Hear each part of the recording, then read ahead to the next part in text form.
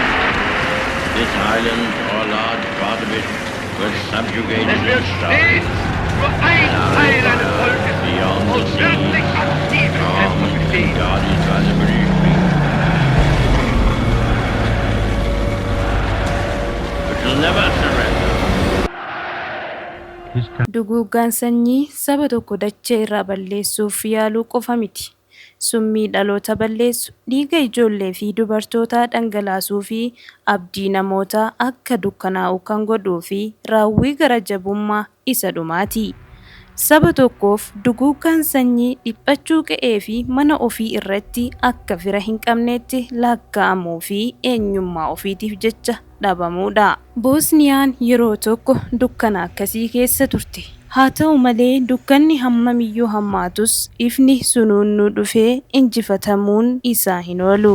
Duguuggaa sanyii sanarratti qabsaa'uun dhiphuu sana gara injifannootti jijjiiruun miira gootummaa sabni tokko dhabama irraa gara dhaloota haaraatti ittiin ce'uudha. Injifannoon harka maratanii taa'uun hin dhuftu. Qabsoon mirga ofiitiif godhamu filannoo osoo hin taane dirqama jireenyaati. Namni mirga isaa kabachiisuu hin dandeenye bilisummaa isaa gonfachuu hin danda'u. Mirga ofiif falmachuun eenyummaa ofii tiksuu fi dhaloota dhufuuf biyya nagaa dabarsuuf qabsoo taasisuun bu'uura gaaffii fi shakkii hin qabneedha.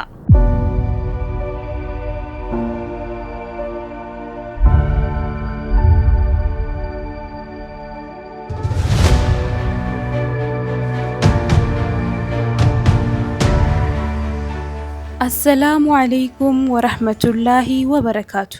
Kabajamtoota hordoftoota keenya. Kuusaa seenaa keenya torban kanaan goota duguuggaa sanyii irratti qabsoo qabsiisee saba isaa dukkanaa gara ifaatti baase goota qabsoo mirgaa fi birmadummaa Alii Izat-biigooviich isiniif dhiyeessina.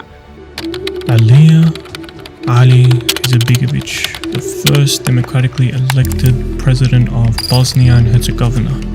Alii Izat-biigooviich Goota Boosniyaa hayyuu qalama. Alii Izat-biigooviich bara 1925 magaalaa xiqqoo Boosniyaa Bozaamiskii Shamaa keessatti dhalate. Maatiin isaa amantii isaatti kan jabaatanii fi kabaja qaban turan. Aliin ijoollummaa isaatiin barumsa amantii fi siyaasaa walitti makuun guddate. Boodas magaalaa guddoo Saraayevootti barnoota sadarkaa lammaffaa xumuruun Yuunivarsiitii Saraayevoo irraa barnoota seeraa fi ogummaa ijaarsaa xumuruu danda'eera. Aliin dargaggummaa isaa irraa eegalee dhaaba Meeyman Musliim yookiin Yaangi Musliims jedhamu keessatti hirmaachuun saba isaa barsiisaa ture. Yeroo sanatti biyyi isaa Yugoslaaviyaan bulchiinsa kooministii jalatti kuftee kan turte yoo ta'u, Federal Republic of Yugoslavia? What's Yugoslavia? Balkan communist state formed after World War II. yeroo sanatti sammuun Alii gaaffii guddaa tokkoon kan qabame ture. Innis akkaataa kamiin musliimoonni Awurooppaa keessa jiraatan eenyummaa isaanii eeggatanii jiraachuu danda'u gaaffii jedhu ture. Qilleensi Awurooppaa bahaa naasuu fi calliinsa sodaachisaan guutamee ture. Bulchiinsi Yugoslaaviyaa inni haaraan amantii fi eenyummaa muslimtootaa akka hambaa bara duraatti ilaaluun jireenya isaanii dhiphuu keessa galchee ture. Masjiidonni madrasaawwan jaarraa hedduu lakkoofsiisan akka cufamanii fi manneen murtii islaamaallee akka diigaman itti murtaa'ee ture. Eenyummaan islaamummaa calaqqisiisu kan dhorkamee fi uffanni dubartootaa kan akka niqaabaa akka hin uffatamne seerri bahe hojiirra oole. Gaaffiin eenyummaa ofiitiin jiraachuu kan ka'e yeroo kana ture. Imalli gaaffilee kanniifis deebii barbaaduu kun Aliidhaan gara mana hidhaatti isa geesse. Bara 1946 keessa waggaa 3f boodas bara 1983 keessa ilaalcha islaamaa qabda jedhamee waggaa 14 itti murteeffame. Waggoota kana hunda keessatti Aliin hin jigne. Mana hidhaa keessa taa'ee barruulee isaa warra addunyaa rifachiisan qopheesse. Aliin namoota dubbisan qofa osoo hin taane namoota waan dubbisaniin dhaloota ijaaran keessaa tokko ture. Kitaabonni isaa inni ittiin beekamu Islamic Declaration fi Islam Between East and West kan jedhudha. Aliin ejjennoo Islaamummaan amantii qofa osoo hin taane karaa jireenyaati jedhu qaba. Kitaabota isaa lamaan kana keessattis yaadota Islaamummaan amantii dhuunfaa qofa miti, jireenya hawaasummaa, siyaasaa fi diinagdee keessattis harka qabaachuu qaba. Islaamummaan sirna jireenyaati. Yoo nuti hojiitti hiikne qofa jireenya keenya jijjiira. Islaamummaan furmaata amantii, maateriyaalizimii, saayinsii jidduu jirudha. Ilaalchota kanaafis giddugaleessa ta'uun kan araarsuudha jechuun kan barreesse addunyaaf raabseedha. Alii Izat-biigooviich hayyuu qalamaa qofa osoo hin taane hoogganaa sammuu uummata isaa jijjiireedha.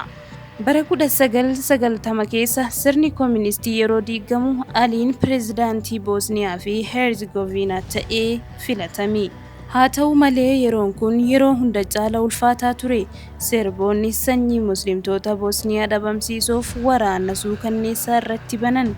Giddugala Awurooppaatti musliimoonni duguuggaa sanyiif saaxilaman. Aliin garuu akka hoogganaa cimaa tokkootti waraana isaa ijaarratee addunyaan akka isa deeggartu iyyata isaa dhageessise. Inni qawwee qofa osoo hin taane haala kanaan saba isaa hamileen ijaare.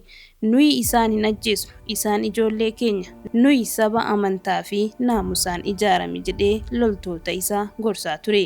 Bara 1995 waliigaltee Dayton yookiin Dayton Agreement irratti mallatteessuun birmadummaa Boosniyaa kabachiisee waraana dhaabsise.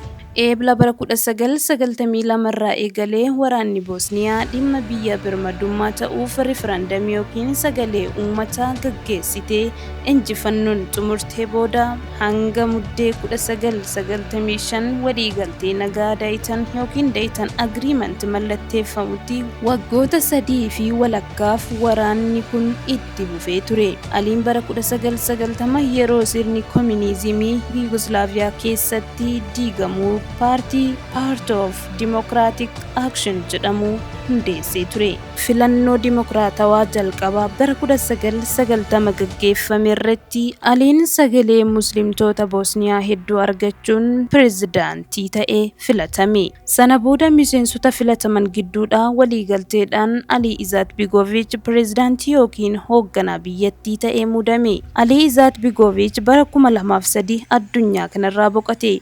Inni pireezidaantii ta'ee osoo jiruu nageenya hiyyeessaa jiraate. Dhaamsi isaa inni xumuraa dhaloota har'aatiif kan kaa'e yeroo hundaa of ta'a. Eenyummaa keessan hin dagatinaa. Qarooma dhihaa irraa waan gaarii fudhadhaa, garuu amantii keessan hin ganina. Alii Izat-biigooviich hoogganaa hayyummaa fi gara laafummaa guddaa qabu kan jireenya isaa guutuu madaala amantii fi saayinsii eeguun akkasumas kabaja namummaatiif dhaabateedha. Lola keessatti diina isaa irraa namummaa barbaaduun seenaa addunyaa keessatti goota sammuu fi qalbii saba isaa ijaare ta'ee bara baraan yaadatama. Har'a Boosniyaan yoo jiraatte jalqaba fedha Rabbiitiin itti aansuun qabsoo Alii Izat-biigooviichiini. Kabajamtoota hordoftoota keenya, sagantaa kuusaa seenaa keenya torban kana fakkaata. Hanga torban dhufu walitti deebinutti nagaatti nuuf tura.